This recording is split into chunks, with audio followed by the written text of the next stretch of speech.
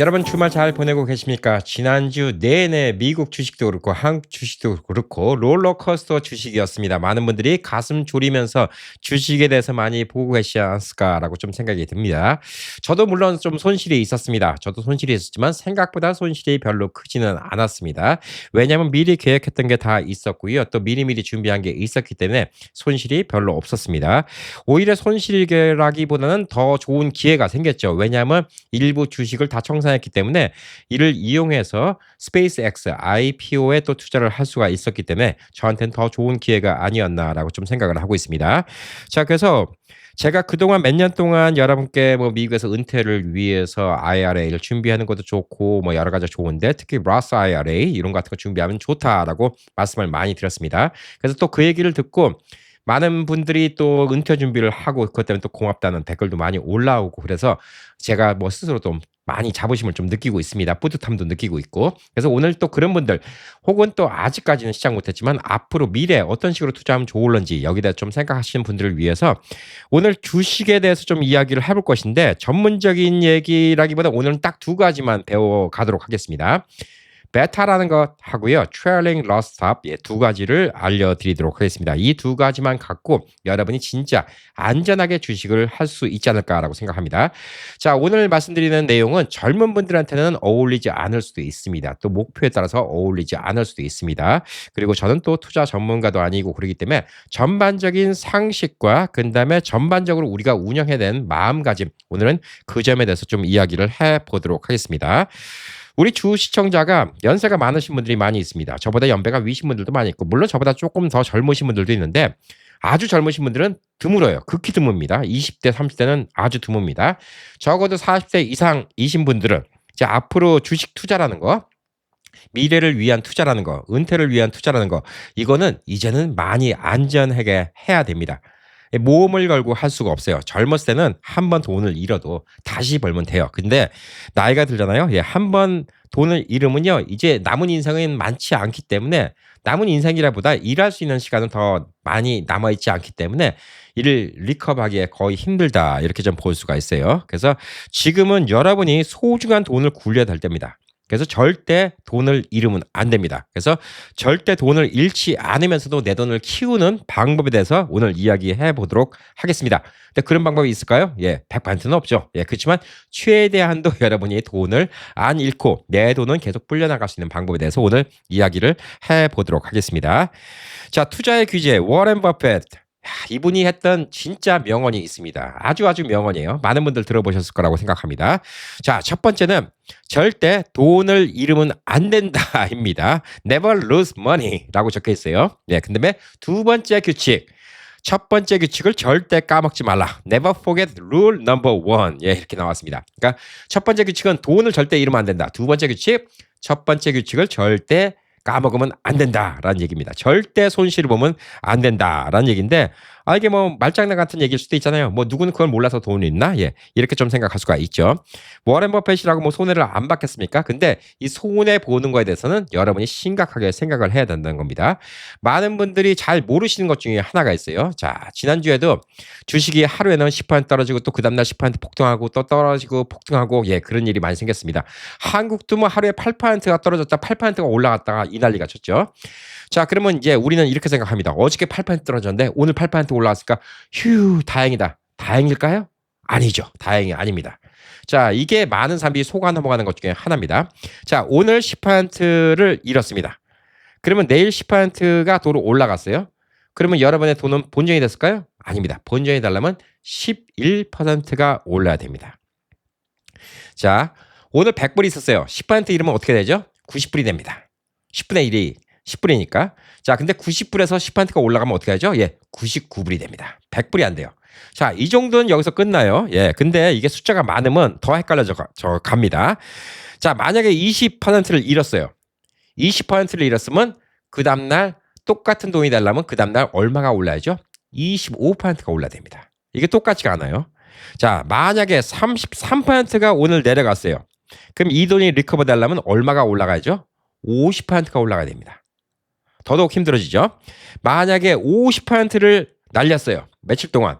그럼 이 돈이 다시 리커버 되려면 이 돈이 100%가 올라가야 됩니다. 100% 올라간다는 건 쉬운 게 아니에요. 자기 돈의 2배가 올라가는 거니까. 자, 게다가 만약에 90%를 잃었다. 그러면 이 돈을 리커버하려면 얼마가 필요할까요? 자그마치 900%를 벌어야 됩니다. 자, 이거 간단하죠. 예. 100불이 90% 잃으면 10불이 남는 거예요.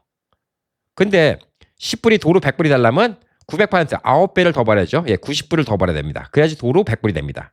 자, 그렇기 때문에 돈을 잃는다는 건 진짜 무서운 거예요. 돈이 내 원금 밑으로 내려간다는 건 진짜 무서운 겁니다. 단순하게 오늘 10% 내려갔으니까 내일 10% 올라가면 됐겠지. 아니에요. 여러분 손해본 거예요. 그래서 지금 이런 롤러코스터장에서 많은 분들이 좀 손해를 보고 있습니다. 자, 우선 요거를 아셔야 돼요. 요건 기본 중에 생 기본입니다. 자, 그래서 이거를 우선 생각하시고 나는 돈을 안 잃는 방향으로 해야 되는데 잃을 것 같으면 빨리 손 떼는 것도 사실 방법 중에 하나입니다. 근데 이 손 떼는 거를 그냥 공포에 질려서 손을 뗀다? 그러면 문제가 되는 거죠. 그래서 오늘 알려드릴 내용이 2가지입니다. 베타, 트레일링, 로스, 스탑. 예, 이 2가지입니다. 베타, 트레일링, 로스, 스탑. 이 2가지만 알고 있어도 여러분의 자산을 지키는 게 많이 쉽습니다.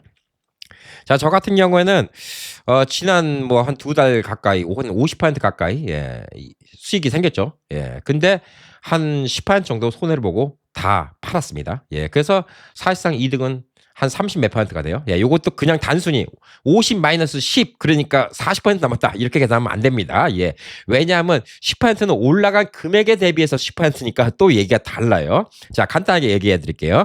100불 갖고 50% 벌었으면 얼마죠? 150불이 된 겁니다. 자, 거기서 10% 손해 봤어요. 그러면 얼마죠? 150불에 10%니까 15불을 손해 본 거예요. 그럼 저는 원래 100불 갖고 시작했으니까 얼마죠? 135불이 남은 거죠? 그럼 저는 얼마를 벌었습니까? 35불 버는 겁니다. 그럼 35% 이득입니다. 이거 단순하게 제가 50% 벌어서 10% 손해보고 팔았습니다. 그러니까 캠피디는 40% 벌었겠네 라고 생각하면 여러분은 주식 생초짜입니다. 예, 이거 계산을 할 줄 알아야 돼요. 예, 자, 그렇지만 어쨌든 간 돈을 벌었어요. 35% 벌었잖아요. 왜? 그거 어쩔 줄 몰라 하고 있다가 더 내려갈 수도 있는 건데 벌었잖아요. 물론 그 다음날 올라갔어요. 근데 제가 아까 말씀드렸죠. 8% 떨어지고 그 다음날 8% 올라가면 여러분은 손해. 야금 이런 식으로 녹아내리다가 손해를 보는 거예요. 게다가 요즘에 B2라고 하죠. 빚을 내서 투자하는 거. 한국에서 지금 레버리지를 이용하고 투자하고 이거는 진짜 난리가 납니다. 이건 주식 청산이 돼버려요. 그냥 하루아침에 휴지 조각이 돼버리는 경우가 있습니다. 자, 그래서 오늘은 어떻게 하면 이렇게 할 수 있는가? 제가 지금 한국에 나와 있어요. 미국 주식이랑 시장이 뭐 시간이 정반대예요. 여기 한국 시간으로 10시 반에 시작했고 새벽 4시면 끝나죠. 예, 그렇기 때문에 저는 미국 주식을 요즘에 안 봅니다. 한국 나와서. 아예 안 보니까 오히려 속 편해. 10시 반에도 저는 보편적으로 10시 반 이전에 자려고 해요. 예, 그래서 요즘은 좀 운동 끝나고 하여튼 10시 반 뭐 그때쯤 자니까 오픈할 때 어떤가? 예, 이 정도만 보고 보편적으로 자고 가끔 가다가 한 새벽 4시에 일어나는 경우 있어요. 예, 그러면 한 4시 반까지 뭐 5시까지 주식 한번 쭉 보고 끝나는 경우가 있는데 사실상 미국 주식을 거의 안 봐요. 그렇기 때문에 저는 안전핀이 많이 필요합니다. 안전핀이 많이 필요한 게 트레일링 로스 스탑이에요. 자, 이 트레일링 로스 스탑을 하기 위해서는 베타라는 걸 좀 알아야 됩니다. 그래서 오늘은 배워야 될 게 뭐라 했죠? 베타, 트레일링 로스 스탑 이 2가지만 배우도록 하겠습니다. 자, 그리고 이제 이에 앞서서 기본적인 워렌 버핏의 몇 가지 투자 철학에 대해서 이야기를 해보도록 하겠습니다. 100%안 잃는 투자라는 거는 있을 수가 없어요. 누군가 그걸 약속한다. 그건 사기꾼이죠. 예, 사기꾼인데 잃을 확률을 극도로 낮추는 게 투자의 정석이다. 이렇게 볼 수가 있습니다. 자, 투자는 언제 잘 팔았네, 뭘 투자했네, 공부를 많이 했네. 예, 이거 다 그냥 헛똑똑입니다. 공부한다고 되는 것도 아니고요. 투자는 언제 스탑할 줄 아는 게 투자입니다. 언제 그만둘 줄 아는 게 투자예요. 자, 제가 많이 비유를 드는 자연에 대해서 비유를 드리면 농사를 짓고 있는데 모내기를 해서 벼에 곡식이 엄청나게 자랐습니다. 태풍도 안 오고 막 쌀알이 이렇게 굵고 그냥 황금빛 들판이 이렇게 있는데 자, 이게 지금 잘 크고 있으니까 농부가 야, 잘 크겠지. 그러고 나서 서리가 내릴 때까지 벼를 갖다가 수확을 안 하면 어떻게 되죠? 그 농사는 다 망치는 겁니다. 지금까지 잘 키워놓은 게 소용이 없어요. 언제 추수를 하는지 그걸 아는 게 훌륭한 농부입니다. 돈 버는 거는 언제까지 딱 하고 언제 스탑하고 이걸 아는 게 돈 버는 겁니다. 그런데 이 반대를 한번 얘기해 볼게요. 미리 벼를 잘라버리면 어떻게 되죠? 예, 수확을 못합니다. 근데 요즘에 제일 많이 보는 게 뭔지 아십니까? 요즘에 주식이 너무 많이 올랐어. 너무 갑자기 올랐어. 이렇게 잘 될 수가 없어. 조만간 폭락할 거야. 팔아버려야지. 미리 추락하지도 않았는데 알아서 팔아버리는 거. 이건 더더욱 바보입니다. 자, 어떤 농부가 벽씨가 이제 막 나기 시작하는데 날씨 보니까 태풍이 올 것 같아. 태풍이 올 것 같으니까 빨리 벼를 갖다 잘라버려야지. 이런 농부는 없어요. 그거 죽도 밥도 안 되거든요. 자, 태풍이 올 것 같다. 그러면 어떡하죠? 농사 짓는 분들은 볕단을 갖다 밑에 묶습니다. 쓰러지지 않게. 그리고 뚝을 갖다가 타갖고 빗물이 괴해서 이게 쓸려 나가지 않게 뚝을 타갖고 물이 빠지게 만듭니다. 대비를 하는 거죠. 폭풍이 올 것 같으면. 자, 주식에도 폭풍이 있습니다. 리세션이라는 폭풍이 있어요. 그거에 대해서 또 대비를 하는 게 있습니다. 자, 그렇지만 예를 들어서 이런 게 있죠. 거의 다 추수가 될 시기가 됐어요. 한 일주일, 2주일 내로 추수를 할 시기가 됐어요. 근데 갑자기 늦장마가 오고 폭풍이 올 것 같아요. 그러면 오늘이라도 바쁘지만 비가 오기 시작하는데도 얼른 가서 수확을 하는 게 더 이득일 수도 있겠죠. 왜냐하면 1, 2주 안에 수확을 할 수 있는데 지금 오늘 게으름 폈다가 이게 다 물이 잠겨버리면 그냥 죽도 밥도 안 되니까. 자, 이런 모든 포인트를 우리가 알아야 됩니다. 자연이 돌아가는 이치나 주식이 돌아가는 이치나 이 주식도 결국은 인간이 만들어낸 어떤 현상이기 때문에 이것도 자연의 일부처럼 접근하는 게 좋다 이렇게 좀 볼 수가 있습니다. 우선 기본적인 주식에 워런 버핏이 늘 하는 얘기가 있죠. 첫 번째, 내가 이해하는 것만 투자를 한다라고 얘기를 하고 있습니다. 워런 버핏이 했던 얘기가 뭐냐면 능력 범위라고 이야기를 하고 있습니다. Circle of Competence라고 이야기를 하고 있어요. 본인이 아는 한도 내에서만 판다. 그래서 1990년대 닷컴 버블이라는 게 있었고 리세션이 크게 왔습니다. 그때 워런 버핏이 피해를 안 봤던 게 나는 이런 테크놀로지를 이해 못한다 라면서 그때 당시 주식을 안 샀어요. 그래서 버블이 터질 때 워런 버핏은 멀쩡했습니다. 자, 우선 본인이 아는 걸 투자하는 게 중요해요. 한동안 팔런티어가 엄청나게 한국 분들한테 인기가 있었을 때 저는 그 얘기였어요. 팔런티어라는 걸 나는 뭔지 모른다. 그래서 나는 투자할 생각이 없다라고 말씀드린 적이 있습니다. 팔런티어는 미국의 국방부가 쓰고 있는 AI예요. 우리가 써볼 수도 없어요. 어느 정도의 성능인지도 몰라. 아무것도 모르는데 카더라라는 통신만으로 투자를 하는 거예요. 물론 그것도 분위기 좋을 때 사갖고 이득 봤을 수도 있겠지만 그거는 솔직히 무모한 투자예요. 내가 이해하는 투자가 아니다. 이렇게 좀 볼 수가 있습니다. 자, 두 번째는 괜찮은 회사 주식을 갖다가 오랫동안 보유하는 게 중요하다. 계속 성장할 수 있는 주식을 보유하는 게 중요하고 모든 계란을 한 바구니 담지 말라라고 얘기를 했습니다. 유명한 얘기입니다. 모든 계란을 한 바구니에 담았는데 그 바구니를 떨어뜨리면 계란이 다 깨져버리죠. 나눠서 들고 있으면 한쪽을 떨어뜨려도 한쪽 계란이 남죠. 자, 그래서 여러 회사에다가 분산 투자하는 게 되게 중요하다라고 얘기를 하고 있습니다. 자, 그리고 또 워런 버핏이 했던 얘기 중에서 유명한 얘기가 있죠. 예. 가장 강력한 방법은 인덱스 펀드에다 투자를 하라는 거예요. 인덱스 펀드. 인덱스 펀드는 뭐냐? S&P 500, 미국의 500개 기업, 잘 나가는 기업 500개의 기업을 모아서 펀드를 하는 게 S&P 500입니다. S&P 500 안에 있는 회사들은 바뀌어요. 회사가 실적이 떨어지면 빼기도 하고요. 또 실적이 좋은 회사는 넣어주는 경우도 있습니다. 자, 이걸 S&P 500이라고 합니다. 그리고 또 나스닥이랑 있고 다우존스라는 게 있습니다. 뉴욕 증시 보면 러셀 2000도 있고 여러 가지가 있는데 항상 얘기 나오는 거 있죠. 다우존스, S&P 500, 나스닥 이 세 가지입니다. 한국도 코스피가 있고 뭐 코스닥이 있고 두 가지가 있죠. 예. 코스피가 S&P 500 같은 거고 코스닥이 나스닥 같은 성격으로 이렇게 만든 건데 자, 이 세 가지를 미국에서 얘기합니다. 다우는 별로 의미가 없어요. 다우는 30개의 회사만 기준으로 합니다. 미국을 상징하는 각 분야별. 그러니까 다우는 좀 성격이 달라요. 각 분야별 제일 잘 나가는 회사 30개를 모아놓은 거예요. 그러니까 미국의 경제 지표를 보겠다. 각 분야의 최고봉을 모아서 보겠다. 이게 다우인데 이게 실질적으로 시장 영향에 끼치는 게 그렇게 크진 않습니다. S&P 500은 요즘같이 AI가 많이 뭐 유행하고 그러면 AI 관련 주식들이 많이 들어가 있어요.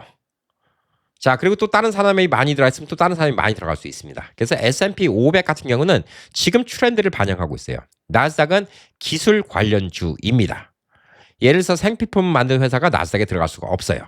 근데 나스닥 같은 경우 요즘에 괜찮은 게 AI는 당연히 나스닥 관련이죠. AI 요즘에 잘 나가는 회사는 다 나스닥에 있죠.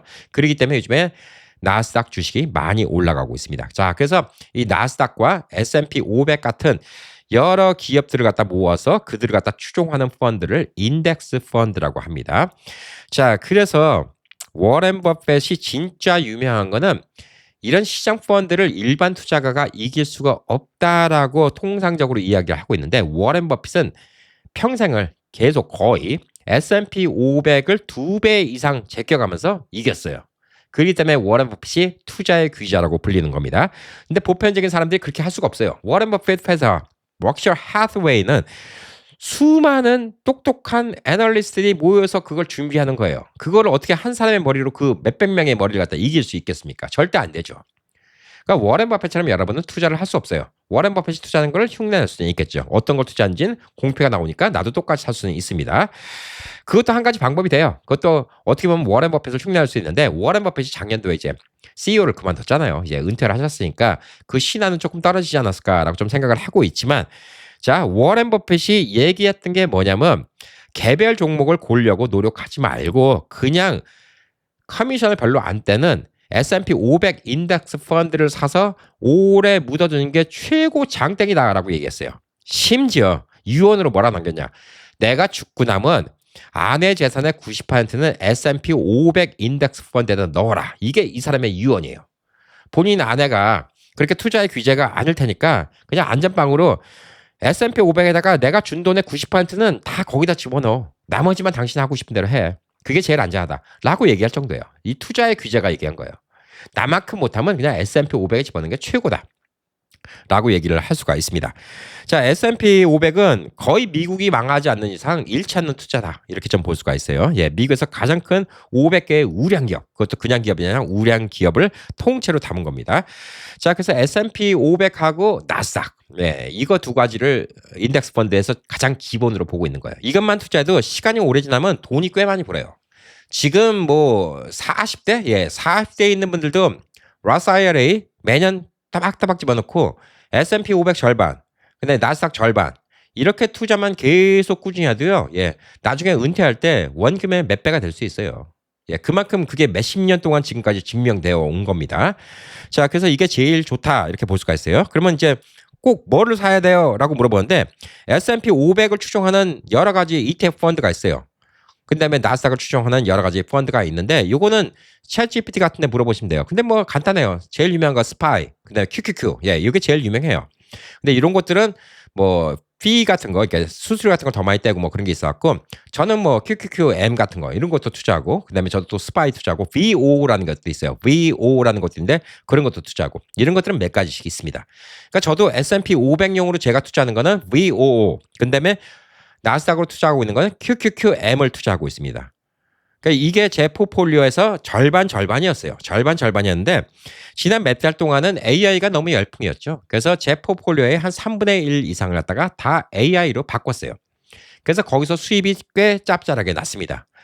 근데 사실 이런 것도 필요하긴 필요한 건데 이게 60, 70이다. 그러면 함부로 하는 게 좀 위험할 수도 있어요.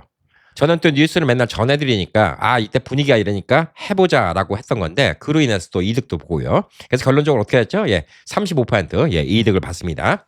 자, 그래서 이 두 가지를 제가 갖고 있으니까 별로 이번에 손해를 안 본 거예요.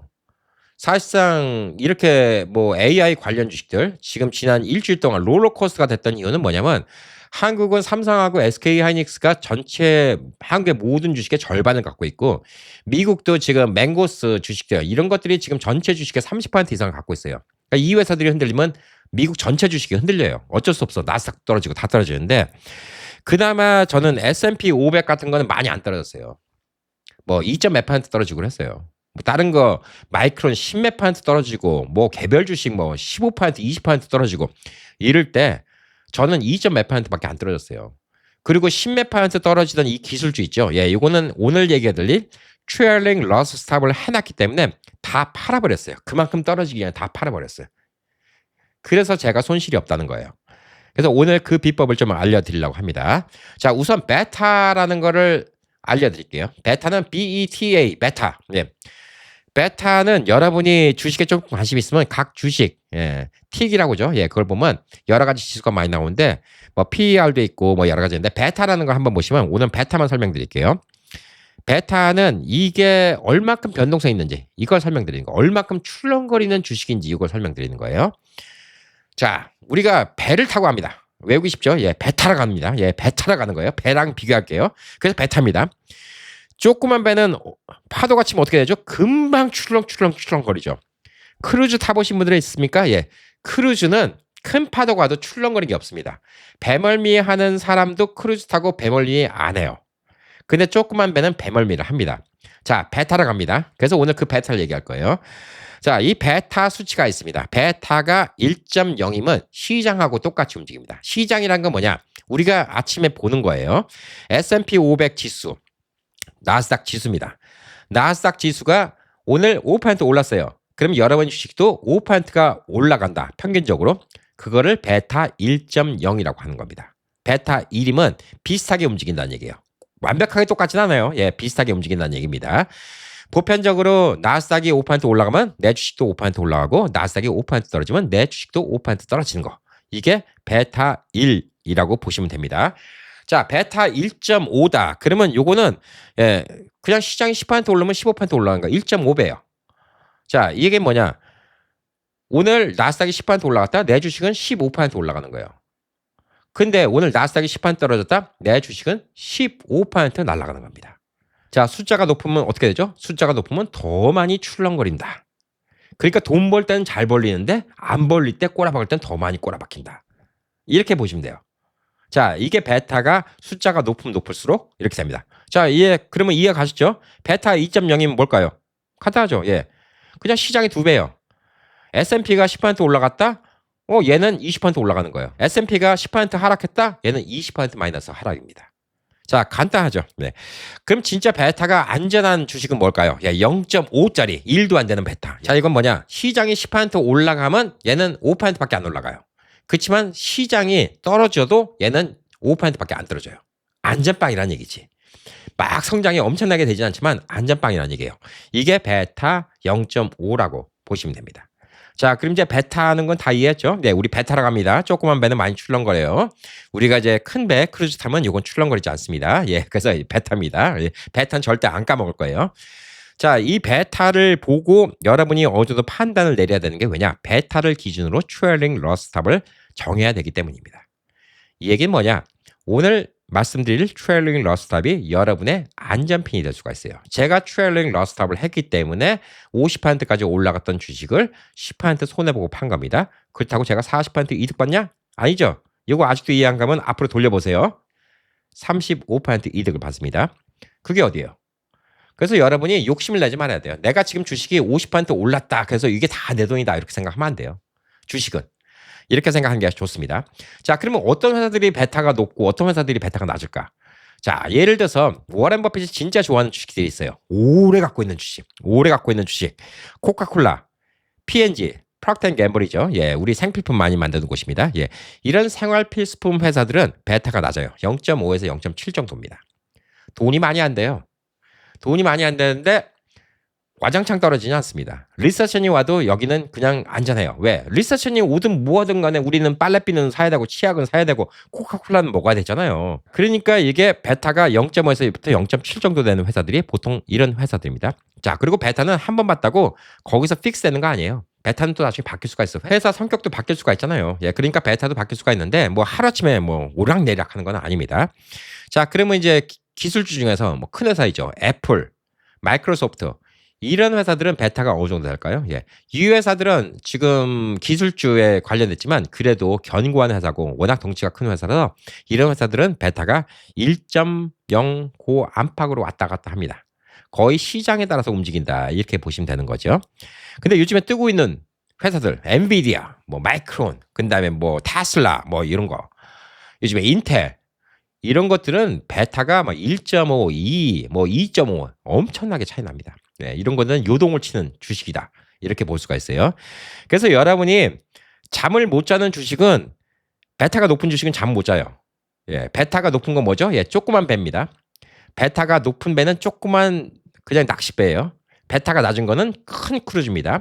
여러분이 크루즈를 타면 잠을 잘 자고 즐겁게 밥도 먹고 배 위에서 와인잔 놓고 와인 마셔가면서 스테이크 썰어도 문제가 안 되고 그렇지만 조그만 배에서는 라면 하나 끓여 먹다가도 파도 한번 치면 라면 다 들어엎고 난리가 나죠. 예. 여러분이 주식을 인생 편하게 하려면요. 이 베타 변동성이 적은 걸 해야 돼요. 그러니까 베타 숫자가 낮은 걸 하면 인생이 편해요. 그 대신 큰 돈은 못 벌리겠죠. 그리고 여러분이 돈을 좀 많이 벌고 싶은데 모험점을 하고 싶은데 잠을 제대로 못 자는 건 뭐냐? 베타 숫자가 높은 거는 잠을 못 자요. 나이가 들면요. 인생 편안한 게 최고입니다. 베타 숫자가 낮은 걸로 해갖고 잠 편안하게 자는 게 좋아요. 맨날 주식 안 봐도. 이게 좋은데 문제는 뭐냐? 이게 돈 불는 속력이 그렇게 높지 않아. 그것 때문에 사람들이 조바심 내는 거죠. 돈 욕심이 생기니까. 그래서 베타가 높은 걸 타는 거예요. 물고기를 낚아서 돈을 버는데 큰 배로 낚아서 돈을 벌려고 하면 배 출항하는데 돈이 많이 들잖아요. 가급적 배 띄우는데 별로 돈 안 들어가는 이런 조그만 배를 이용해서 물고기를 많이 잡아오기를 원하잖아요. 사람들은. 그래서 사람들은 리스크 있는 주식을 한다. 이렇게 좀 볼 수가 있어요. 그래서 베타는 이제 확실히 이해를 하셨죠. 예. 베타를 확실히 이해하셨을 거라고 생각합니다. 자, 그럼 이제 베타 1을 기준으로 생각해 볼게요. 베타 1. S&P 500 시장을 기준으로 해서 얘기를 해볼게요. S&P 500이 1년 동안 얼마나 올랐다 출렁거리는 게 어느 정도 될까요? 보통 위아래가 몇 퍼센트일까? 1년 안에 5%나 10% 떨어지는 거는 비일비재해요. 예, 종종 있는 일입니다. 예를 들어서 S&P 500이 뭐 숫자를 이야기해 줄게. 예, 100이라고 얘기를 해볼게요. 지금 지수가 100은 아니지만 예, 100이라고 얘기할게요. 100에서 그냥 90이 되는 일도 비일비재하다는 얘기예요. 근데 S&P 500이 100에서 50이 된다? 이건 난리 나는 거야. 이거를 리세션이라고 하는 거예요. 100에서 50 되는 경우가 있긴 있어요. 좀 이따 설명드릴게요. 1년에 뭐 90이 됐다가 도로 110이 됐다가 120이 됐다가 또 110이 됐다가 또 105가 됐다가 또 125가 됐다가 130이 됐다. 이건 비일비재해요. 근데 미국은 우상향이라고 하죠. 지난 몇십 년 동안 그렇게 오르락내락 하면서 계속 올라갔어요. S&P 500도 올라가고 네, 나스닥도 올라가고. 자, 이게 지금 평상적인 그냥 S&P 500입니다. 그리고 이제 커렉션이라 조정장이라는 얘기 많이 나오죠. 주식하다 보면 조정장이라는 얘기가 많이 나오는데 10%부터 한 20% 정도 떨어진 걸 조정이라고 합니다. 이걸 조금 출렁거릴 수 있죠. 주식 처음 하신 분들은 이제 10% 20% 떨어지면 허걱하고 팔아버리는 경우가 있어요. 이것도 S&P 500에서는 별 문제가 아니라는 거죠. S&P 500에서는 별 문제가 아닙니다. 자, 그리고 이제 그 다음에 나온 게 bear market이에요. bear market, 약세장이라고 하죠. bear market은 20% 이상 떨어진 걸 약세장이라고 합니다. 이거 왜 bear, 예, 왜 곰이라고 하냐? 예, 월스트리트를 상징한 동물 두 가지가 있습니다. 예, 황소와 그 다음에 bear가 있어요. bull market이 있고, 예, 황소 마켓이 있고 bear market이 있습니다. bear는 갈퀴를 갖다가 이러면서 앞을 확 공격해요. 예, 내려가죠. 예, 내려가는 겁니다. 그래서 이거를 bear market이라고 해요. 내려가는 걸 bear market이라고 하고 이 황소는 밑에서 뿔로 팡 치고 올라가죠. 예, 이거를 갖다가 황소장이라고 하는 겁니다. 그래서 여러분들 혹시 그 뉴욕의 월스트리트 가보신 분들은 그쪽에 황소 동상이 있습니다. 엄청나게 큰 황소 동상이 있고 황소 동상 밑에를 보시면 황소 불알이 있는데 그걸 또 사람들이 많이 만졌고 반질반질해요. 또 그걸 만지면 또 좋다는 또 이런 얘기도 있고 그래갖고 자, 그래서 사람들은 불 마켓을 좋아하는 거예요. 올라가는 상장을 좋아하는데 bear 마켓 이걸 떨어지는 마켓이라는데 곰이 하면서 이제 확 긁어 내려갖고 떨어졌어요. 20% 이상 떨어지면 이제 이거 갖다가 bear 마켓이다 이렇게 이야기를 하고 25% 이상 떨어진다. 예, 그러면 이제 이게 리세션이 왔다 하는 거죠. 그러니까 25% 이상 떨어지는 일이 얼마나 자주 있냐. 예, 여기에 대해서 좀 한번 설명을 해드리도록 하겠습니다. 자, 보편적으로 한 달에 5% 왔다 갔다 하는 거는 뭐 그냥 편해요. 그러니까 S&P 500이 기준이었고 아까 그 베타가 1, S&P 500이랑 비슷하게 움직이는 이런 주식은 그냥 한 달에도 5%씩 오락내락하는 거는 편합니다. 예, 그리고 대형 기술주, 예, 이런 것들은 한 달에 10%, 15%도 왔다 갔다 할 수 있어요. 자, 근데 요즘에 유행하고 있는 뭐 인텔이든 마이크론이든 뭐 엔비디아든 이런 거는 하루에 5%, 10%도 출렁출렁거리는 일이 되게 많습니다. 자, 그래서 변동성이 큰 주식, 예, 이런 주식일수록 손절하는 이 포인트를 갖다가 넓게 잡아야 됩니다. 이 손절하는 포인트가 뭐냐? 손절은 뭐냐면 그냥 손 떼는 거죠. 예, 너랑 절교야. 예, 손 떼는 겁니다. 넌 너무 떨어져서 그냥 팔아버려야 되겠어. 손절하는 기술을 갖다가 많이 넓게 해야 됩니다. 자, 이 손절하는 포인트를 잡는 게 trailing loss stop이다. 이렇게 좀 볼 수가 있어요. 자, 그러면 우리가 걱정하는 거는 리세션, 대폭락장이라죠. 리세션이 제일 걱정입니다. 자, 이제 캠피드 얘기는 알았어. 그냥 보편적으로 5% 10% 오락내리락하는 건 문제가 안 되니까 이제 10% 내렸다고 겁먹어서 팔아버리고 뭐 이러면 안 되겠구나. 결국은 세월 지나니까 결국은 다 올라가는구나. 5% 10% 떨어진 건 문제가 안 돼. 오늘 10% 떨어졌어도 그래도 며칠 기다리다 보면 또 도로 올라가겠지. 근데 또 여기서 갑자기 이런 생각 하는 사람이 있어. 그러면 그냥 떨어지기 전에 얼른 판 다음에 다시 그냥 또 떨어지면 그때 사갖고 하면 이득이겠네요. 그걸 누가 하냐고. 그걸 아무도 몰라요. 그걸 알면 신이지. 지난 일주일 사이에서도 8% 떨어지고 8% 올라오고, 예, 생각은 간단합니다. 떨어졌을 때 사고 올라갔을 때 팔고 또 떨어져, 그걸 누가 하냐고요. 아무도 모르죠. 그냥 꾸준히 갖고 있는 게 최고입니다. 그래서 5% 10% 여기는 꾸준히 갖고 있는 게 최고예요. 다시 베타로 얘기해 볼게요. 배를 타고 나갔어요. 근데 진짜 큰 폭풍이 와갖고 조그만 돛담배로 나가면 어떻게 돼요? 배 뒤집어지고 배 탄 사람 다 죽겠죠. 안 됩니다. 우리가 죽으러 가는 거 아니잖아요. 그런데 바닷가에 나갔는데 파도가 쳐요. 처음에 배 탄 사람은 무서워. 선장님 어떻게 돼요? 이거 배 뒤집어지는 거 아니에요? 어떻게. 노래나 선장은 괜찮습니다. 이 정도 갖고 저기 저 먼 바다 나가면 이제 잔잔해져요. 괜찮은 거예요. 나 집에 갈래. 이게 주식 초짜예요. 베타를 모르니까. 자, 배를 많이 타본 사람은 어떻게 하죠? 이 정도면 배가 뒤집어지는 건지 안 뒤집어지는 건지 압니다. 여러분 이제 그걸 알아야 돼요. 자, 그래서 베타 1 기준으로는 이 정도예요. 자, 그러면 이제 아까 얘기했죠. 베타 2는 변동성이 더 크다고 했죠. 예. 변동성이 더 크니까 5% 10%로 잡아야 되겠어요? 그거는 10% 20%도 왔다 갔다 하는 게 당연하다는 얘기예요. 베타 2.0짜리 주식들은. 이제 좀 이해가시죠? 이제 베타랑 요거랑 좀 상관관계가 좀 이해가시죠? 자, 그런데 이게 너무 큰 파도가 쳐. 누가 봐도 배가 뒤집어지겠어. 그러면 이거는 이 큰 파도에 뒤집어지지 않을 정도의 어마어마한 크루즈선이 아니고 어마어마한 원양어선이 아닌 이상은 배는 회항을 하고 돌아가야 되겠죠. 그게 리세션이에요. 이거는 뒤집어질 수밖에 없는, 이게 리세션이에요. 그만큼 큰 파도가 오는 거. 그러니까 25% 30%를 넘어서 역사적으로 보면 57%가 하락한 적도 있고 막 이래요. 반토막 이상 난 거지. 이거는 피해야 됩니다. 이거는 배가 부서지기 전에 얼른 도로 항구에 돌아와야 되는 게 정석이에요. 근데 이걸 어떻게 할 수 있냐? 리세션은 어떻게 할 수 있냐? 리세션은 얼마나 자주 오는 건가? 이게 궁금하지 않겠습니까? 예, 그래서 오늘 리세션 또 얘기를 해드리도록 하겠습니다. 가장 최근 지난 몇십 년 사이에 리세션, 그러면 2000년도에 닷컴 버블, 1990년대 세기말 때 닷컴, 그때는 지금 AI 인기 있는 것처럼 닷컴만 붙으면 다 성공하던, 예, 투자를 받고 막 이러던 시절이 있었죠.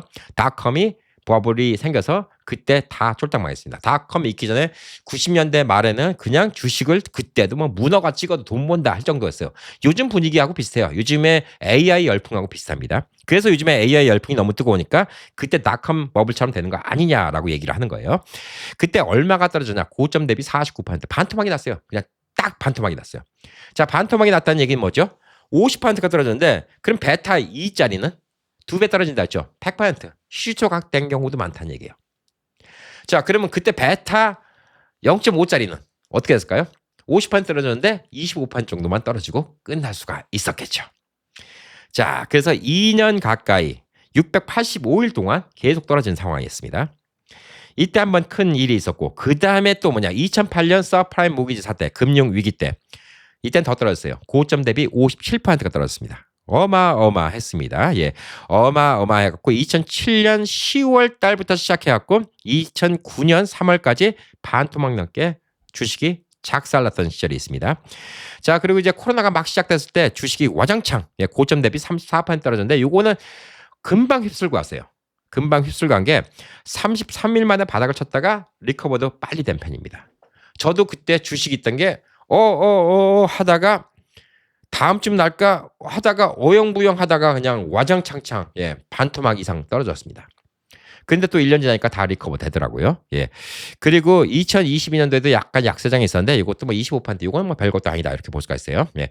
리세션은 안전빵이라고 얘기해요. 워렌 버핏도 와이프한테 죽을 땐 요것만 투자해라고 얘기했던 이 S&P도 이렇게 떨어진다는 얘기예요. 이 S&P가 57% 떨어진 해도 있었다는 거죠. 언제? 2008년도 서프라임 모기지 사태 때. 자, 이렇게 안전빵도 이렇게 떨어지는데, 자, 그러면 S&P도 57% 떨어지긴 해. 한 25% 떨어졌을 때 팔아버렸으면 됐잖아. 근데 그거를 본인이 결정 못하는 거죠. 그래서 기계적으로 결정시키는 거예요. 그거 룰을 정해주는 게 trailing loss stop입니다. trailing loss stop 어떻게 하는지 알려주세요라는 댓글은 달아봤자 소용이 없어요. 야, 여러분 증권사가 다 다른데 제가 뭐 몇백 개, 몇천 개 증권사 어떻게 하는지 다 알려드릴 수 없잖아요. 그 정도는 본인이 공부하시면 돼요. 아니면 챗GPT한테 물어보셔도 되고, 여러분이 뭐 피델리티 쓰시면 피델리티, 찰스 슈왑, 메릴린치, 뭐 한국에서 투자하면 한국에 투자, 트레일링 러스 스탑을 갖다가 어떻게 하는지 알아두면 됩니다. 자, 트레일링 러스 스탑은 뭐냐면 미리 정해놓는 거예요. 지금 제 주식이 100불에 샀어요. 올라요. 120불, 130불, 140불, 150불, 그다음에 뭐 170불 올라가요. 근데 불안해. 이게 언제 리세션이 올지 몰라. 게다가 리세션이 오면 바로 할 것 같죠? 몰라요. 이게 오오오 하다가 리세션 돼버려요. 약세장인가? 조종인가? 그러다가 20% 떨어지니까 베어 마켓인가? 그러다가 갑자기 어느 날 바다닥 떨어지니까 30%니까 이거 팔아야 돼 말아야 돼. 팔자니 너무 손실이 큰데 한데 그 다음날 보니까 40% 떨어지고 50% 떨어지고. 이게 리세션이에요. 여러분 그 파도에 휘말린지 모르고 휘말려요. 요즘에 너울주의보라는 거 혹시 아세요? 바닷가 먼 쪽에서 파도가 오는데 보편적으로 우리가 해수욕장 앞에 있었고 파도가 있는데 파도에 휩쓸려고 물에 휩쓸려 가는 경우가 드물긴 하죠. 왜냐면 파도가 지금 뭐 철썩하고 끝난데. 근데 먼 발치에서 파도가 와요. 먼 발치에서 오는데 그게 잘 안 보여요. 조그만 파도나 큰 파도나 거기서 거기로 보여요. 근데 저게 파도인데 그냥 똑같은 파도예요. 점점 가까우니까 조금 높은데 저거 1m짜리 파도인가 2m인가 갑자기 막 5m 6m 파도가 났고 사람을 휩쓸고 들어가는 게 너울입니다. 그런 파도가 있어요. 리세션이 그렇게 와요. 여러분이 리세션을 알 수 있을 거라고 생각해요? 여러분들 모르는 사이 그냥 그래서 룰을 정해야 돼요. 고점 대비 얼마 되면 팔린다. 그래서 어떻게 하냐? trailing loss stop이라는 거는 어떤 기준이냐? 이 주식이 170불까지 올랐어요. 자, 그런 다음에 또 180불, 190불, 200불까지 올랐어요. 200불 기준에서 25%가 더 내려가면 자동으로 팔아버려라. 이게 trailing loss stop이에요. 자, 이 얘기는 뭐냐? 200불에 25%면 150불이죠. 그러니까 50불이 빠지는 거죠. 150불이 되면 자동으로 팔아버리는 거예요. 제가 정해놓는 거죠. Good until cancel이라는 딱 그 조건을 하면 뭐 제가 취소하기 전까지는 계속 그 룰이 유지됩니다. 그것도 6개월마다 한 번씩 리뉴 해줘야 돼요. 그렇게 해서 팔아버리는 게 trailing loss stop입니다. 자, 이게 좋은 게 뭐냐? 주식이 계속 우상향 된다 했잖아요. 자, 그러면 이제 그 200불이 25%는 안 떨어졌어. 계속 올라가. 뭐 중간에 10% 떨어졌다가 또 올라갔다가 또 15% 떨어졌다. 그렇지만 25%는 안 건드려요. 그럼 내 건 안 팔아. 그러다가 이제 결국은 300불이 됐어요. 그럼 300불에서 25%면 얼마죠? 75불이니까 225불이 될 때 파는 거예요. 자, 그러니까 계속 고점 대비해서 그 파는 금액을 갖다 바꿉니다. 신고점을 치면 거기에 맞춰서 다시 재조정을 해요. 그러니까 여러분이 최고점에 비해서 얼마 떨어졌냐? 그때 팔아라라고 명령 내는 게 trailing loss stop이다. 이렇게 좀 볼 수가 있습니다. 자, 그래서 이 trailing loss stop을 하면 좋은데 처음에 주식 사자마자 그럼 그걸 해요? 예. 그러면 손해 볼 수도 있죠. 예. 중요한 거는 주식은 화초를 키우는 거하고 똑같아요. 씨앗을 심어갖고 싹을 틔우고 요만큼 키우기까지 힘듭니다.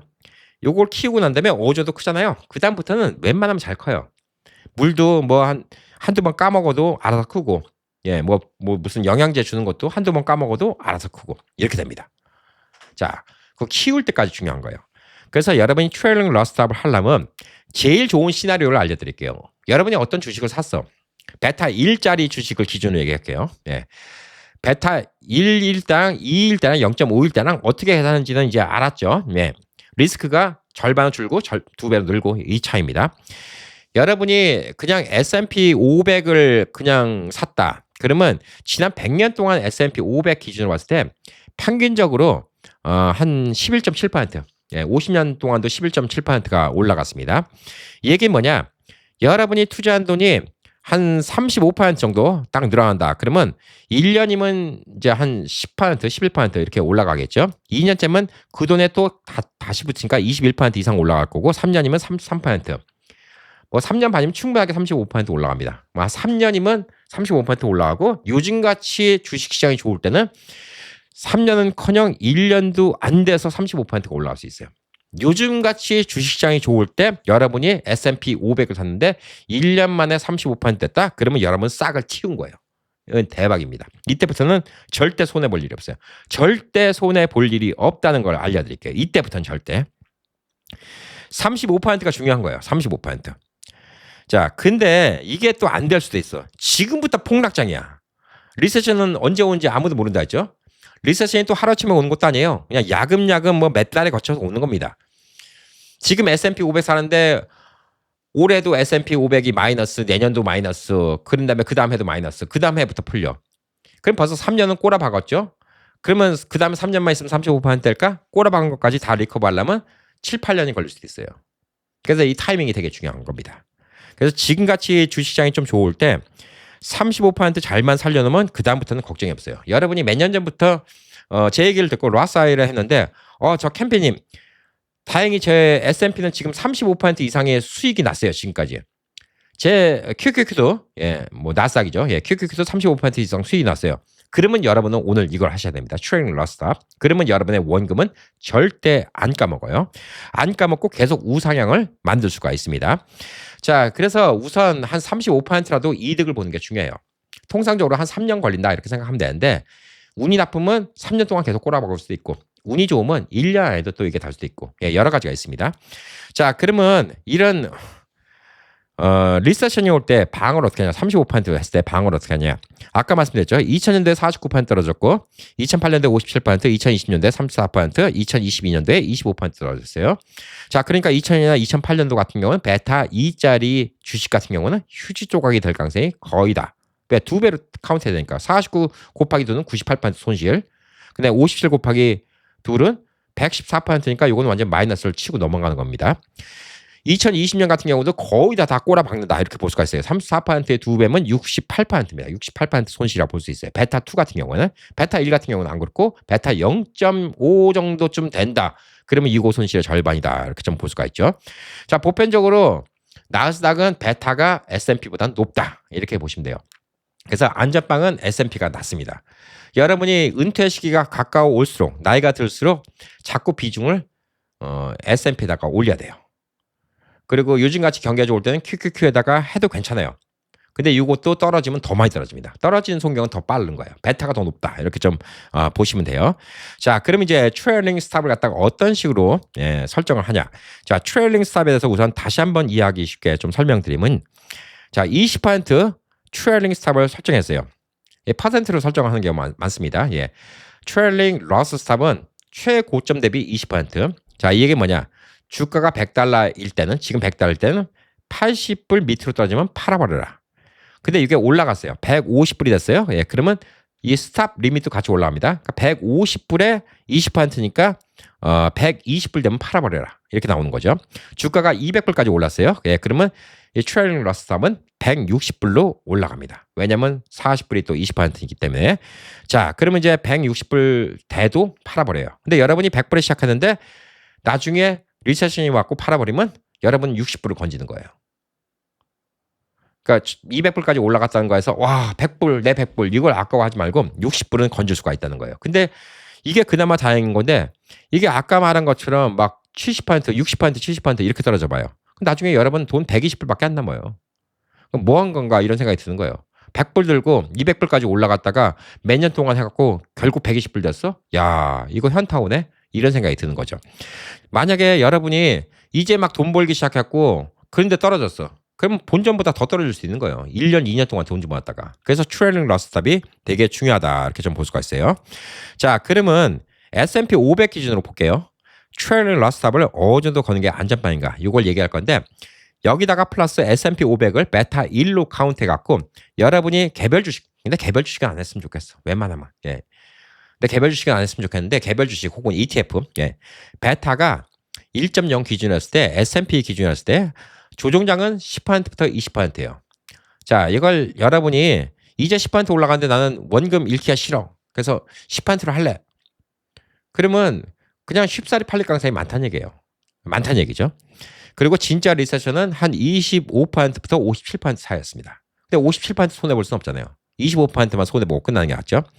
자, 그러면 25% 정도로 셋업하는 게 S&P 500 같은 경우는 지난 50년을 기준으로 봤을 때 괜찮아요. 그러면 7년에 한 번 정도 팔릴 가능성이 있어요. 보편적으로 리서치는 한 7년에 한 번 정도. 근데 이게 딱 정해지진 않아요. 이걸 딱 알면 뭐 당연히 7년마다 조심하게. 예. 예, 봄, 여름, 가을, 겨울 같잖아요. 예, 똑같은 일정한 시기가 아니에요. 근데 평균적으로 7년에 한 번 정도는 왔다는 거죠. 안 올 수는 없다는 거죠. 뭐 겨울이 안 왔으면 좋겠는데 겨울이 안 오는 해는 없잖아요. 예. 그거하고 똑같은 거예요. 언젠가는 리세션은 오게 됩니다. 근데 그 리세션, 겨울을 대비하기 위한 거죠. 자, 그래서 너무 좁게 잡으면 팔리기가 쉽고요. 너무 넓게 잡으면 그냥 안 건 거나 마찬가지다. 이렇게 볼 수가 있어요. 예, 그래서 25% 정도 잡으면 되는데 예를 들어서 나스닥 같은 건 안전빵을 한다? 그러면 30%, 35% 잡아도 되겠죠. 조금 베타가 더 높으니까. 주식도 마찬가지예요. 여러분이 만약에 애플이나 마이크로소프트를 투자한다. 그러면 베타 1 기준으로 했기 때문에 그냥 한 25% 정도만 팔아버려라. 예, 이렇게 하면 웬만하면 팔 일이 없어요. 계속 우상향하지. 근데 코카콜라 같은 경우 프락산 갬블 같은 경우 0.5도 된다고 했죠. 네, 그건 25%까지 할 필요 없어요. 15%만 해도 충분해. 15% 이상 출렁거릴 가능성이 적으니까. 리세션이 온다 그러면 15% 넘어가겠지만 조종장에서 15% 넘어갈 가능성이 적으니까. 자, 이제 대충 이제 베타를 왜 그렇게 제가 설명하는지 이해가 가시나요? 안 가시면 다시 뒤돌아가고 또 보세요. 네, 몇 번 보다 보면 이해가 갑니다.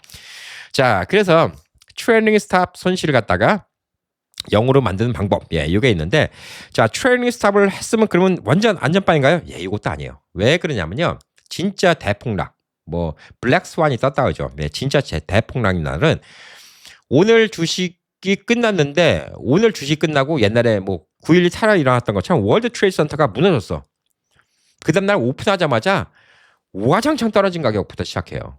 그러니까 예를 들어서 100불짜리인데 트레이닝 러스 스탑이 20%예요. 80불 밑으로 떨어지면 괜찮은데 오늘까지 100불이었어. 근데 내일 아침에 장 시작되는 게 60불에 시작돼. 그럼 여러분은 80불에 못 팔아요. 60불에 팔려요. 예. 그런 경우도 없진 않아요. 근데 그런 경우라면 더 큰 손해를 보겠죠. 더 큰 손해를 막아주는 거다. 인슈런스 같은 거다. 이렇게 좀 볼 수가 있어요. 그래서 꼭 걸어놓은 금액으로 팔릴 것이다. 이거는 아니긴 해요. 예, 진짜 폭락장에는. 더 밑으로 내려가서 팔릴 수도 있어요. 예, 이해가 될런지 모르겠지만 그 다음날 오픈되는 시작가가 지금 시장보다 훨씬 더 떨어지면 그거라도 팔리는 경우가 있어요. 그래도 안전빵이다. 이렇게 좀 볼 수가 있는 것이죠.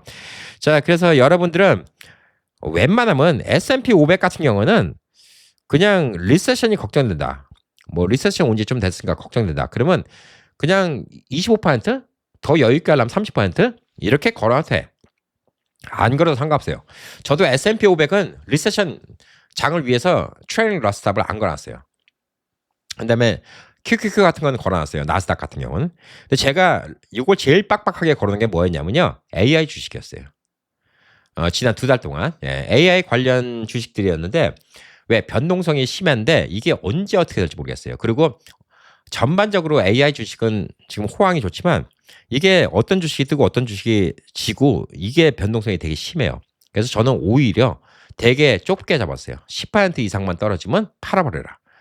근데 이게 쭉쭉쭉 크니까 그냥 한 달 반? 예, 이 사이에 50% 어떤 건 70% 이렇게 올랐어요. 제 투자에 대해서 70%가 오른 거예요. 자, 그런데 10%에 팔아버린 거예요. 자, 투자에 대해서 70% 계산해 보자고요. 간단하게. 100불어치 샀어요.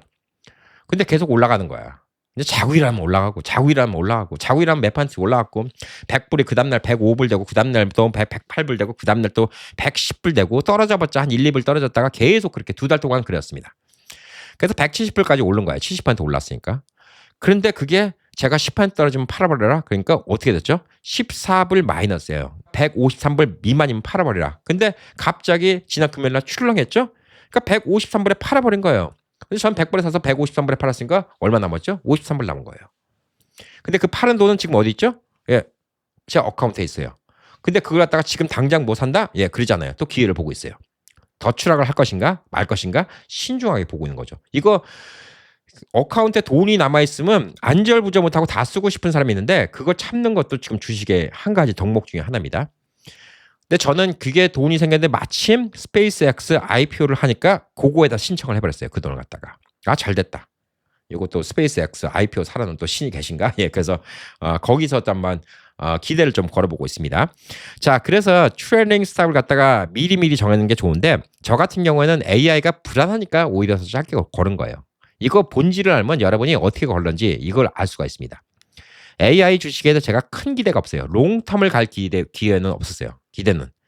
그렇기 때문에 AI 주식에다 롱텀을 갈 기대는 없었고 워낙 짧은 시간 동안 워낙 무식하게 올랐기 때문에 이건 문제가 있을 거라고 생각했어요. 분명히 한번 폭락이 올 것이다. 만약에 제가 지금 계산해보면 이 트레일링 러스탑을 안 했으면 한 달 반 동안 50% 벌었는데 제가 지금 남는 돈은 한 15%밖에 안 남아요. 그럼 결국 한 달 반 동안 15%번 거예요. 그것도 많이 버는 거지. 많이 버는 건데 허무하잖아, 사람이. 그동안 올랐는데 50%가 올랐는데 100불이 150불이 됐는데 갑자기 115불 내려갔어. 그럼 허무하잖아요. 근데 제가 지금 트레일링 스탑을 걸었으니까 100불이 150불까지 됐다가 135불에 끝난 거예요. 그러니까 덜 허무하죠. 이득을 봤죠. 그리고 이 이득 본 돈 갖고 지금 스페이스X를 투자한 겁니다. 이겁니다. 포인트는. 네. 자, 그러니까 이런 게 한 가지 방법이고 여러분이 나중에 이제 은퇴 계획을 하면 크게 이렇게 계획을 해볼 수가 있어요. 어떻게 계획하냐면 여러분이 갖고 있는 주식을 3분의 1씩 나눠서 트레일링 러스탑을 다 다르게 하는 겁니다. 다 다르게 하는 게 뭐냐? 자, 여러분이 나중에 은퇴 자금을 많이 마련해서 100만 불어치가 있다고 치자고요. 근데 100만 불도 사실 뭐 매년 5만 불씩 꺼내 쓴다 그러면 뭐 20년이죠. 20년 쓸 수 있는데 난 30년 살 수 있고 40년 살 수 있잖아요. 예, 그 돈이 불게 만들어야 되기 때문에 롱텀으로 가야 되는 주식을 놔둬야 되고 또 숏텀으로 이건 팔려도 그만 안 팔려도 그만. 어차피 내가 2, 3년 안에 돈이 필요하니까. 자, 그런 경우에 이렇게 해보는 거예요. 돈을 갖다가. 내가 지금 돈이 필요하다고 바로 돈을 꺼내는 게 아니라 주식의 일부는 한 5%만 폭락하면 팔아버려. 이득이 많잖아요. 그 대신. 예, 5%만 만약에 트레일링 러스탑 되면 팔아버려. 그럼 그게 캐시화 되면 그걸 뽑아서 내 은퇴하고 돈을 쓰는 거예요. 쓰고 있다 보면 나머지가 또 더 올라가겠죠. 예. 그럼 또 나머지 주식은 10%, 또 다른 건 10%, 다른 건 또 15%, 다른 건 20%, 다른 건 30% 단계별로 나누는 거예요. 이것도 하나의 전략입니다. 단계별로 나눠서 단계별로 팔리게 만드는 거예요. 그럼 마지막까지 남는 주식이 있겠죠. 예, 오랫동안. 리세션이 오지 않는 이상. 리세션이 오면 팔아버리는 게 나으니까, 솔직히. 그리고 리세션 다 끝난 다음에 다시 그걸다가 다시 투자를 시작하면 되는 거니까. 그래서 그거를 이용하면 좋지 않을까라고 좀 생각을 합니다. 자, 그래서 몰빵은 뭐든지 안 좋아요. 예, 뭐 한꺼번에 다 팔아버려라, 한꺼번에 뭐 다 사버려라. 예, 이건 몰빵은 결코 좋지 않습니다. 오늘 배운 거는 베타하고 트레일링 러스탑이에요. 근데 이거는 조건이 있습니다. 예, 한 가지 중요한 조건을 갖다가 빼먹었습니다. 트레일링 러스탑을 일반 주식 하시는 분들은 별로 권장해드리고 싶지 않아요. 특히 갭이 적은 트레일링 러스탑은 권장해드리지 않습니다. 안전빵으로 25% 30% 떨어지면 팔아버려라. 예, 요거는 제가 권해드리는데 제가 아까 뭐 얘기했던 것처럼 AI 관련 주식 10% 떨어지면 팔아버려라. 요거는 권해드리지 않는 게 저는 로스 IRA 어카운트예요. 팔든 말든 세금이 부과가 안 돼요. 근데 일반 주식은 팔면 세금을 내야 됩니다. 그 세금 내는 것 때문에 오히려 더 손해볼 수가 있어요. 그러니까 일반 주식들은 별로 권해드리지 않고 트래디셔널 IRA, 401k, 예, 그거는 그 안에서 다 세금 유예가 되죠. 디프가 되죠. 로스 IRA, 예, 이런 거에서 사용하시다라고 꼭 말씀을 드리고 싶고요. 이걸 잘 이용하면 여러분이 잠을 잘 주무실 수가 있어요. 저는 한국에서 주식 보느라고 잠 못 자고 이런 적 한 번도 없습니다. 예, 그냥 맨날 쿨쿨 자고 아침에 일하면 떨어졌네. 어이, 오늘 청산됐네. 어유, 오늘 돈 들어왔네. 이 돈 갖고 뭐 하지? 스페이스X IPO나 해볼까? 예, 이러고 앉았어요. 일이 일비할 필요가 없어요. 중요한 거는 베타 이걸 잘 고르면요. 여러분은 크루즈를 타고 편안한 여행을 할 것인가 아니면 낚싯배를 타고 파도를 넘어가면서 위험천만한 이런 낚시를 할 것인가 이 차이예요. 나이가 들면요. 체력도 떨어지고 그러니까 젊을 때처럼 막 파도를 막 넘어가서 낚시를 하고 이게 우리가 원하는 겁니까? 안전한 크루즈에서 맛있는 음식 먹으면서 여기저기 구경 다니는 거 이걸 원하는 겁니까? 나이 들어서 투자는 이 베타를 보고 베타가 안전한 거, 이런 걸 좀 투자를 해야 되고요. 그 다음에 트레일링 러스탑 같은 거를 잘 이용했고 내가 자고 있는 동안도 내 돈을 지킬 수 있는 이런 걸 잘 이용하면 좋지 않을까. 자, 그래서 이론상으로는 간단해요. 여러분이 어떤 주식을 했어. 베타 1 정도 되는 레벨의 변동성의 주식을 갖다가 주식이든 ETF든, 근데 저는 개별 주식은 절대 권하지 않습니다. 나이 들수록 절대 개별 주식은 권하지 않아요. ETF든 뭐 인덱스든 뭐 하든 간에 여러분이 35% 이득을 얻었어요. 통상적으로 35% 이득을 걷는데 베타 1짜리면 통상적으로는 3년 걸려요. 근데 이게 1년에 될 수 있어요. 요즘같이 경기 좋으면. 근데 이게 좀 잘못 구해서 리세션이 온다? 그러면 4년, 5년이 돼도 35% 이득이 안 생길 수 있어요. 제 얘기 듣고 아마 3년 전에 제 얘기 듣고 지금 투자했던 분들은 계속 꾸준히 갖고 있다. 그런 분들은 지금 S&P 500, 그다음에 뭐 나스닥 35% 훨씬 이상으로 게인이 됐을 겁니다. 네, 이런 분들은 지금 트레일링 러스탑을 해놓으면 절대 그 돈은 잃을 일이 없어요. 여러분 돌아가실 때까지 그 돈을 손해 볼 일은 없습니다. 네. 일부는 조금 이득 받고 조금 손해 볼 때 팔았는데 그 대신 이득이 많은 거고요. 그다음에 또 일부는 최악의 경우 리세션이 올 때도 원금 이상으로 돈을 벌 수 있는 거. 만약에 여러분이 100%가 올랐어요. 그러면 어쨌든 간에 최악의 경우를 하더라도 여러분이 남길 수 있는 돈은 뭐죠? 예, 100불이 200불이 됐어요. 100% 올라오면. 근데 여러분이 트레이닝 러스트하고 갖다가 25%를 해놨어요. 그러면 25%면 얼마죠? 50불입니다. 그럼 150불 됐을 때 파는 거예요. 그러면 적어도 여러분이 100불 투자한 거에서 50불은 더 생긴 거예요. 여러분 투자 대비 50불은 더 생기는 거고 절대 내 돈은 잃는 거 아닙니다. 다시금 워렌 버핏 회장님의 얘기를 할게요. 예, 절대 돈을 잃지 마라. 규칙 1. 자, 규칙 2. 규칙 2를 절대 까먹지 마라. 35%까지 키우는 게 관건입니다. 이 화분에다가 씨를 심고 싹을 틔우고 그때까지 신경 써줘야 돼요. 온도도 신경 써줘야 되고 물도 잘 줘야 됩니다. 너무 물을 주면 싹이 트기 전에 씨앗이 썩어버려요. 너무 물을 안 주면 싹이 안 틉니다. 그리고 너무 햇빛이 강해도 안 되고요. 너무 습기가 없어도 안 됩니다. 싹을 틔우고 어느 정도 이렇게 예쁜 나무가 되면 얘가 한 며칠 까먹고 있어도 물을 안 준다고 얘가 죽지도 않아요. 주식이란 게 그런 겁니다. 35%부터 시작하는 거예요. 100% 넘어갔다? 그때부터 걱정 없어요. 50% 이상 넘어가도 손해볼 거 없어요. 100% 넘어갔다? 절대 팔 필요 없어요. 왜 팔아요? 최악의 경우만 파는 겁니다. 그거는 룰을 정해놓으세요. 여러분이 판단해서 파는 게 아니라 트레일링 스탑 해갖고 팔아놓으세요. 나중에 진짜 은퇴되고 안전빵이다. 그러면 그냥 S&P 500 같은 경우도 한 30%, 35% 그때 떨어질 때 팔아라. 예, 이렇게 하면 돼요. 왜 그렇게 되는 경우가 있을 수가 있으니까. 한 7년에 한 번 정도. 그거는 리스크 매니지먼트를 해야지. 근데 그렇게 안 하면 계속 그 돈은 계속 늘어납니다. 계속 우상향이 되는 거예요. 그리고 그 금액도 계속 올라가죠. 예, 계속 올라가니까 여러분의 은퇴 준비는 그렇게 하면 절대 잃지 않는 투자가 되지 않을까라고 생각해서 오늘 제가 알고 있는 지식을 좀 말씀드렸습니다. 그래서 오늘 배운 거 베타, 트레일링 러스탑 이 두 가지만 잘 알면 여러분의 자산을 갖다가 은퇴 자금을 진짜 안전하게 지킬 수 있지 않을까. 젊은 분들한테는 많이 적용되지 않는 거지만 그래도 젊은 분들도 베타가 뭔지 배우고 트레일링 러스탑이 뭔지 배우면 훨씬 더 이득이 될 거고 우리 같이 이제 좀 은퇴를 준비하는 사람들은 이 두 가지를 아는 게 진짜 중요하다. 예, 이렇게 좀 생각을 하고 있습니다. 자, 오늘 내용이 좋았다. 그럼 좋아요는 무조건 누르고 시작하시고요. 네, 댓글 달아주시고요. 그런 다음에 주변에 모르는 분이 있다. 그러면 많이 소개시켜주세요. 그래야지 또 많은 분들이 봐야지 저도 기분 좋아서 열심히 또 이런 영상 많이 만들지 않겠습니까? 예, 여러분의 은퇴를 응원합니다. 파이팅!